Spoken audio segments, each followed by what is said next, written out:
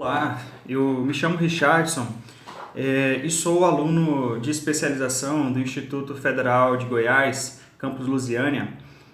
A especialização trata-se de docência no âmbito da educação profissional. Este vídeo ele é gravado a título de realização do trabalho referente à disciplina História da Educação Profissional no Brasil, né? Eu gostaria de tecer algumas observações a respeito da história da educação profissional no Brasil, nos seus aspectos legais, né, e nos aspectos políticos.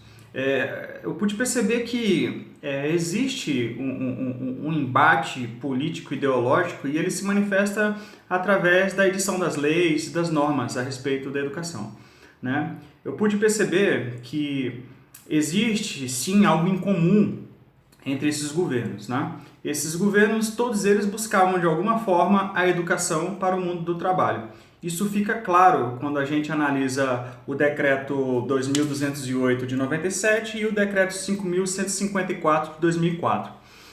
Contudo, a gente percebe que existe uma divergência entre esses governos no que diz respeito ao modo de expansão da rede de educação profissional e ao modo de gestão, né? De acordo com a Lei 9.649 de 98, que alterou a Lei 8.948 de 94 no seu artigo 3º, parágrafo 5º, a ideia dessa lei era que a expansão da educação profissional ela só ocorreria em parceria, né? Somente ocorreria em parceria com quem? Com os estados, municípios, Distrito Federal, setor produtivo, né? E as organizações não governamentais.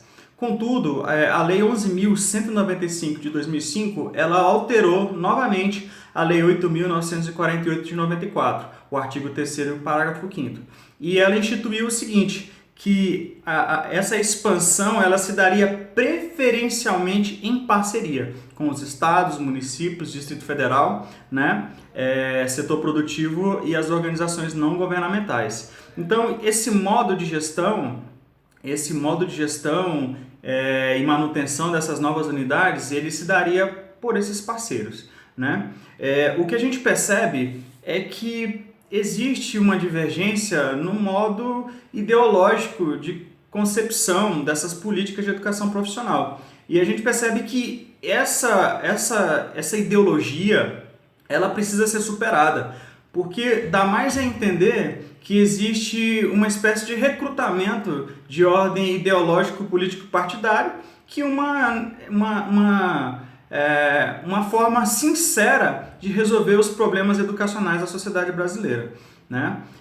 A gente acredita o seguinte, que para que a gente possa medir se essas políticas realmente elas estão atingindo os efeitos a que as necessidades a que elas se propõem a atender, a gente deveria trabalhar com parâmetros quantitativos e qualitativos na sociedade em geral, né? E somente após a análise desses parâmetros, desses fatores, é que a gente conseguiria identificar se essa ou aquela política é mais eficiente ou não, no sentido de promover ajustes que favoreçam a eficiência dessa ou daquela política educacional, né? Acredito que superando esse viés ideológico político partidário, né, e abandonando essa perspectiva de ora puxa para um lado, ora puxa para o outro, a gente consegue ter efeitos mais duradouros no tempo e mais eficientes para a sociedade brasileira. Um abraço.